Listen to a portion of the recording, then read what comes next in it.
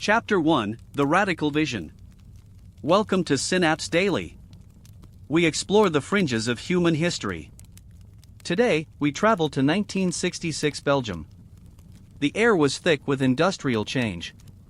Phillips faced a massive cultural crisis. Traditional management was failing the workers. Innovation felt stagnant and very cold. One man proposed a terrifying idea. He wanted to delete the entire hierarchy. No supervisors. No middle managers. Just workers and their own raw skills. Imagine a factory with no bosses. It sounds like total, unorganized chaos. But for Phillips, it was a necessity. The assembly line had become a desert. Human spirits were drying up fast. They needed a radical, new spark. This was not just about more money. It was about the human soul's dignity. The corporate elite watched with deep fear. Could a worker lead themselves? Could trust replace the heavy gold watch? The experiment was a leap of faith. It challenged every rule of the era. 1966 was a year of rigid structures. Breaking them was a social sin. Yet, the visionaries pushed forward anyway. They ignored the warnings of the skeptics. The plan was simple yet extremely bold. Give the power back to the floor. Let the people define their own worth. The journey into the unknown began here. Success was not guaranteed at all. Failure would mean total career ruin. But the vision was too strong. The work structuring dream was finally born.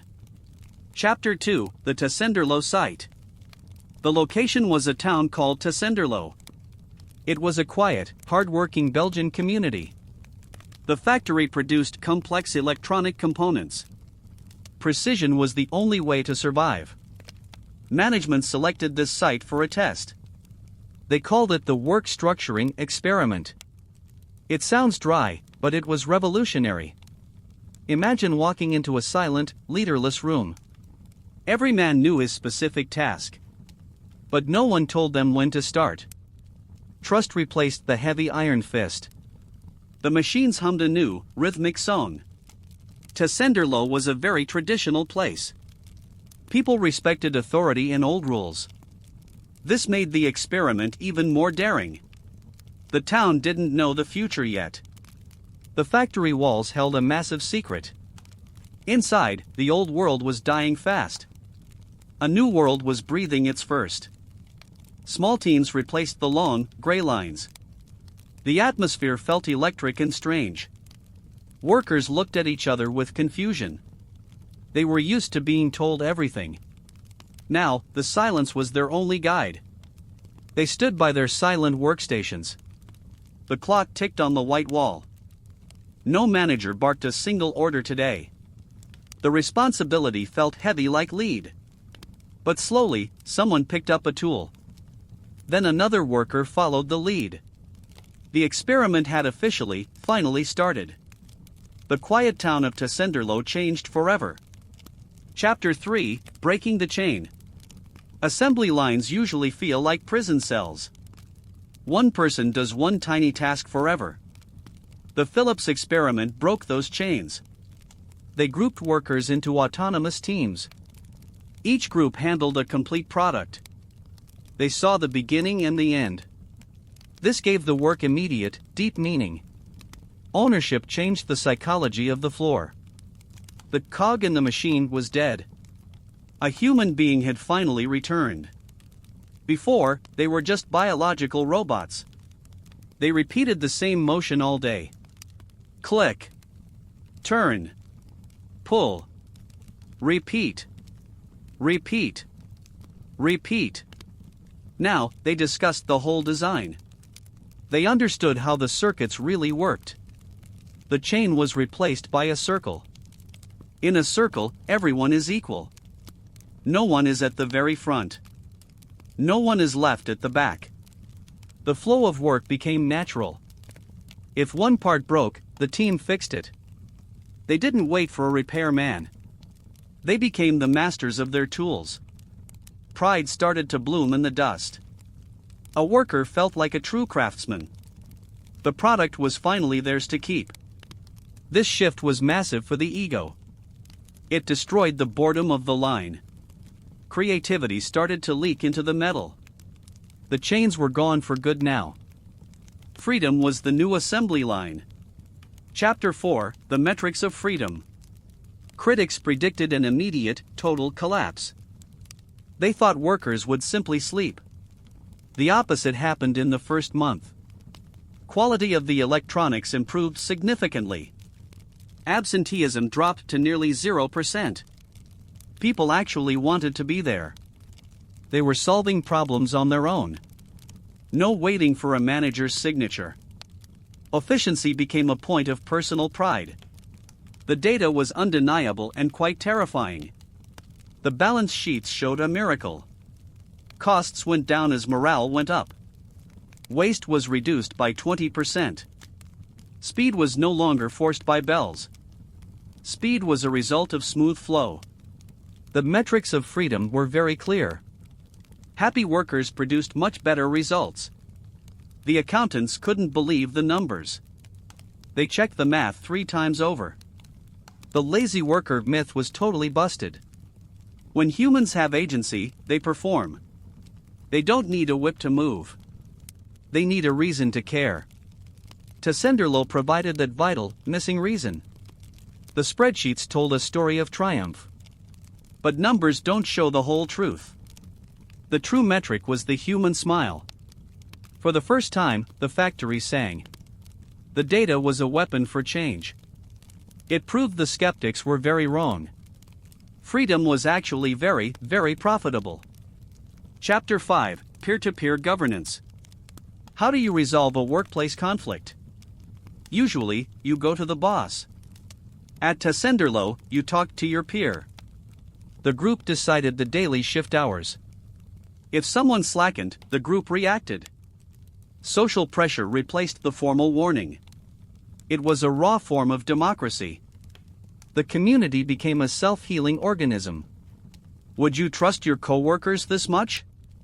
The experiment proved that humans crave responsibility. Peer governance is a very delicate dance. It requires high levels of radical honesty. Workers had to talk about their mistakes. They had to help the slower members.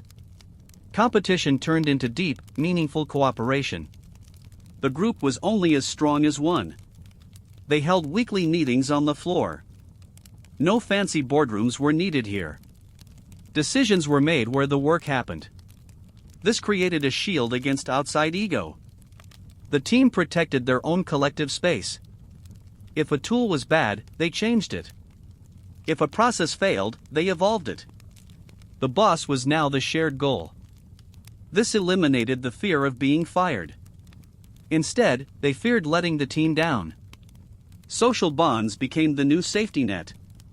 This is the highest form of management. It is invisible, yet it is everywhere. Tessenderlo was a tribe, not a factory. The power was finally in their hands. Chapter 5: Peer-to-peer governance. How do you resolve a workplace conflict? Usually, you go to the boss.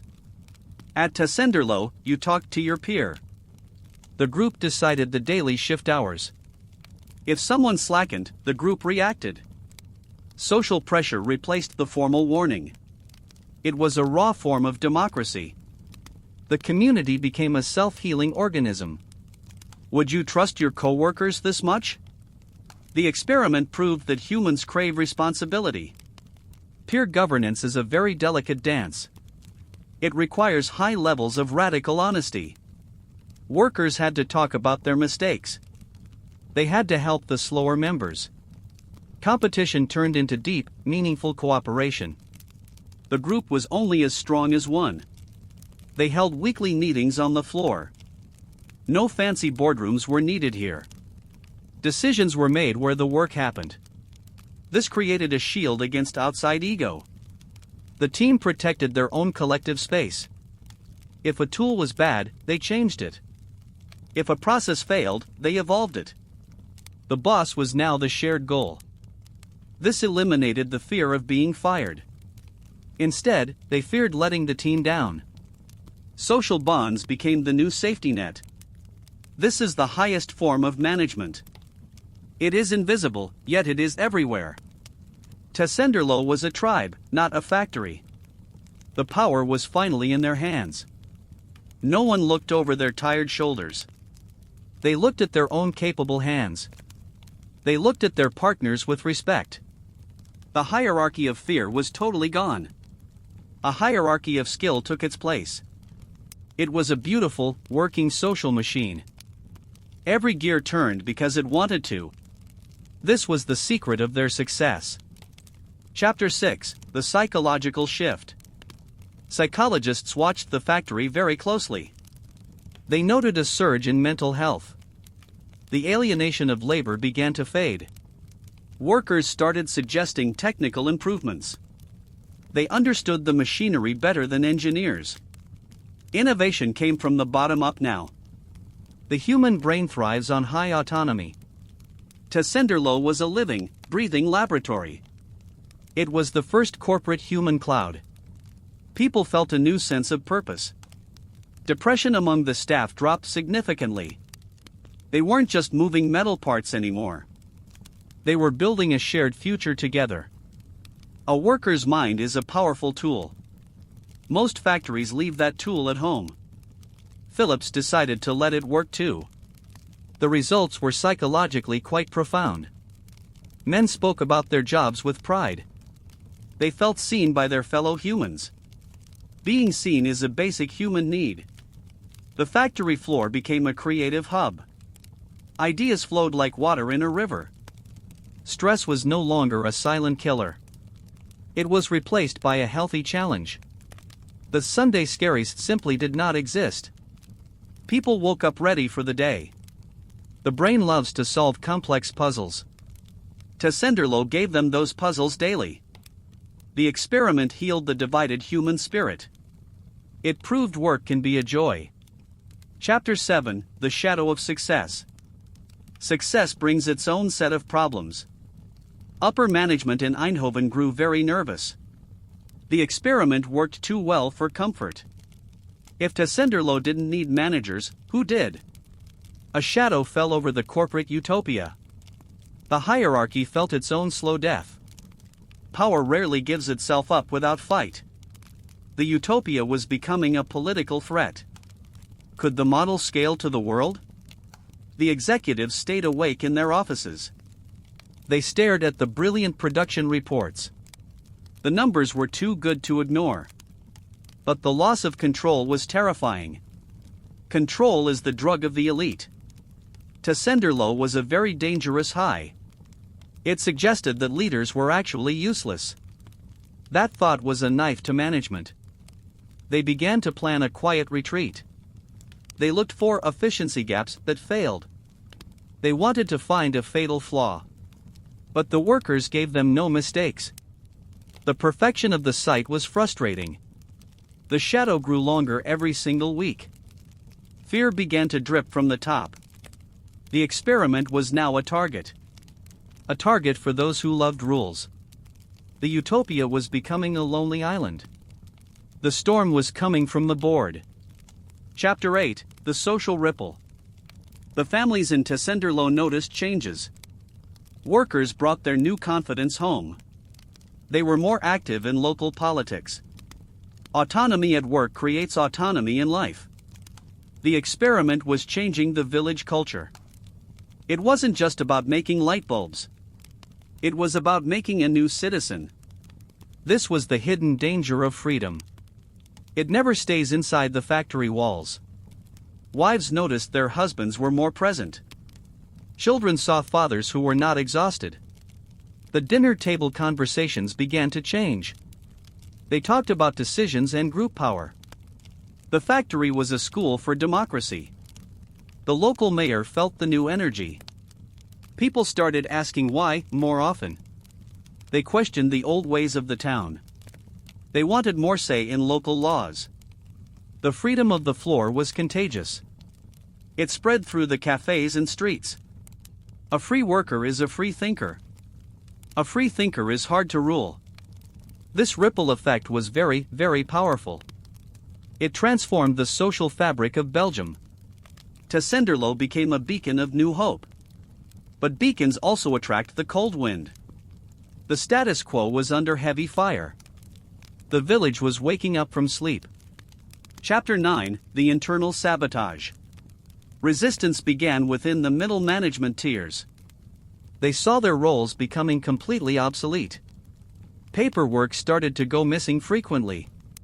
Communication from HQ became intentionally vague.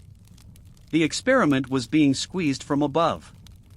Fear is the greatest enemy of progress. The managers fought to justify their existence. They labeled the experiment as unstable. They looked for any small, tiny failure. They planted seeds of doubt in reports.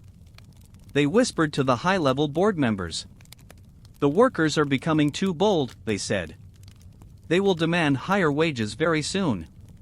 They used fear to fight the freedom. It was a classic case of sabotage. Information was withheld from the factory teams. Raw materials arrived late on purpose sometimes. The managers wanted the teams to fail. They needed the chaos to return. Without chaos, they had no job description. The utopia was being choked by red tape.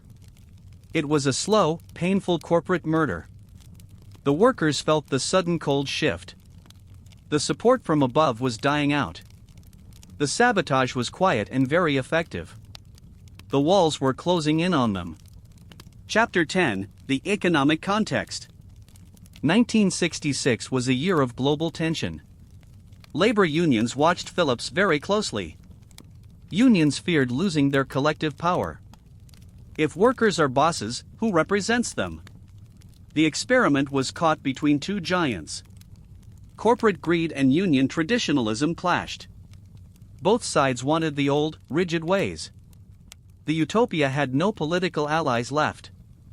It was a lonely island of progress. Traditional labor leaders felt extremely threatened. They built their power on worker misery. If the workers were happy, unions faded. If the workers were free, unions failed. The factory floor became a political battlefield. The outside world was very cold indeed.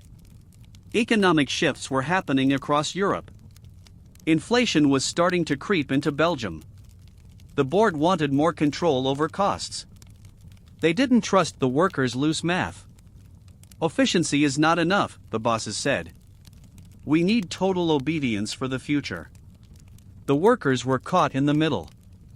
They just wanted to build their parts. But the world wanted to build walls. The context of the era was shifting. The golden age of labor was ending.